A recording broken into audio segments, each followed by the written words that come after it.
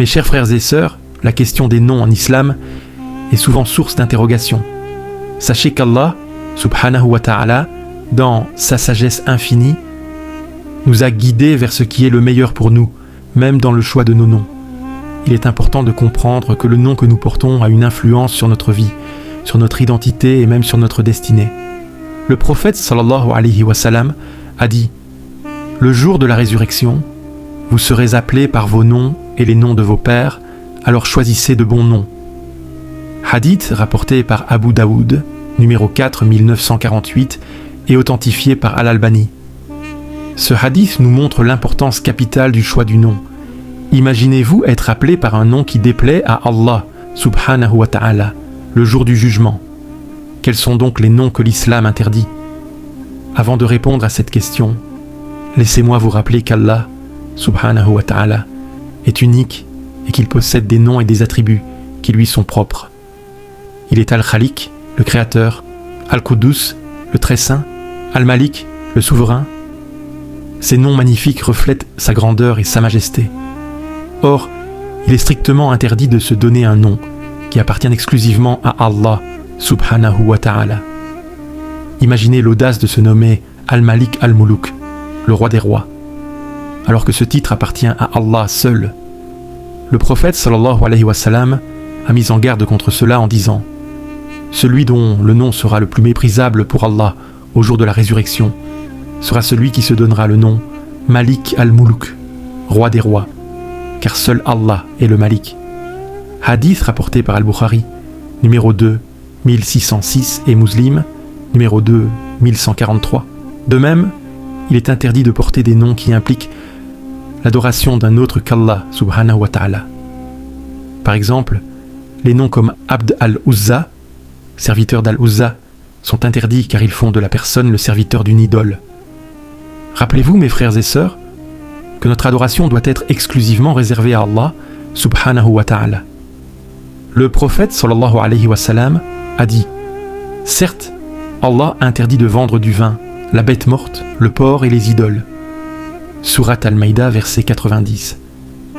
Si la vente d'idoles est interdite, que dire alors de se nommer d'après elle? Vous connaissez la réponse. Mes chers frères et sœurs, de même qu'il est interdit de s'attribuer les noms d'Allah, il est également interdit de porter des noms qui ne conviennent qu'à notre bien-aimé prophète sallallahu alayhi wa sallam. Des noms comme Sayyidou Waladi Adam, le meilleur des fils d'Adam, ou Sayyidou Naas, le meilleur des hommes, ou Sayyid al-Kul, le meilleur de tous, parce que selon les Hanbalites, ces noms ne conviennent qu'au prophète sallallahu alayhi wa sallam, lui sont exclusivement réservés. N'oublions pas que notre prophète sallallahu alayhi wa sallam est le meilleur des hommes, le dernier des messagers, et que nul ne peut égaler son rang élevé. Allah subhanahu wa ta'ala dit dans le Coran « Et tu es certes d'une moralité éminente » Surat Al-Qalam, verset 4. Il est donc important de choisir des noms qui reflètent notre humilité et notre soumission à Allah subhanahu wa ta'ala et qui ne nous élèvent pas à un rang que nous ne méritons pas. Par ailleurs, mes frères et sœurs, il est réprouvé de porter des noms qui inspirent la répugnance, qui ont une connotation négative ou qui peuvent être source de moquerie. Imaginez un enfant qui porte un nom qui le rend constamment la cible de railleries.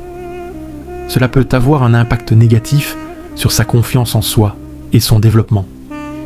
Le prophète, sallallahu alayhi wa sallam, a recommandé de choisir de beaux noms et a même changé les noms de certaines personnes qui avaient des noms désagréables. Par exemple, il a changé le nom de Harb, guerre, en Silm, paix. Hadith rapporté par Abu Daoud, numéro 4949, et authentifié par Al-Albani. De même, il est réprouvé de porter des noms qui ont une connotation sexuelle ou qui font référence à des personnages immoraux. Nos noms doivent refléter la pudeur et la dignité que l'islam nous enseigne. Il est également déconseillé de porter des noms qui glorifient la personne elle-même, comme Bara, pieuse, ou Taqia, craignant Allah. Laissons à Allah subhanahu wa ta'ala le soin de juger de notre piété. Enfin, mes frères et sœurs, il est important d'éviter les noms qui sont associés à d'autres religions ou cultures. En tant que musulmans, nous avons une identité propre et nous devons la préserver. Choisir un nom musulman est une façon d'affirmer notre appartenance à cette belle religion. Après avoir exploré les noms interdits et réprouvés, il est temps de répondre à la question initiale. Existe-t-il des noms que la religion interdit de porter ? Quels sont-ils ? Oui, comme nous l'avons vu, il existe bel et bien des noms que l'islam interdit de porter. En résumé, voici les catégories de noms interdits. Les noms exclusivement réservés à Allah, subhanahu wa ta'ala, comme Al-Khaliq, Al-Quddus, Al-Malik, Al-Muluk. Les noms qui ne conviennent qu'au prophète, sallallahu alayhi wa sallam, comme Sayyid Walad Adam, Sayyid Al-Kull. Les noms qui font de la personne le serviteur d'un autre qu'Allah, subhanahu wa ta'ala, comme Abd al-Uzza, Abd al-Kaaba. Les noms des idoles, les noms sataniques comme Iblis ou Katrab. Quant aux noms réprouvés, ils sont nombreux et variés. Voici quelques exemples. Les noms qui inspirent à la répugnance ou qui peuvent être source de moquerie. Les noms qui ont une connotation sexuelle ou qui font référence à des personnages immoraux.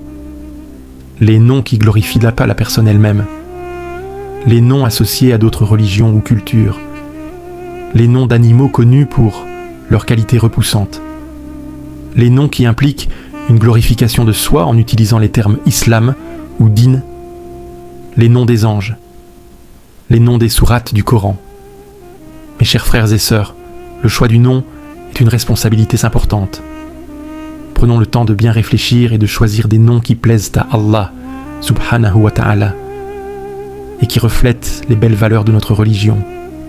N'oublions pas que le prophète, sallallahu alayhi wa sallam, a dit « Le jour de la résurrection, vous serez appelés par vos noms et les noms de vos pères, alors choisissez de bons noms. » Qu'Allah subhanahu wa ta'ala nous guide vers ce qui est le meilleur pour nous et qu'il nous accorde sa miséricorde.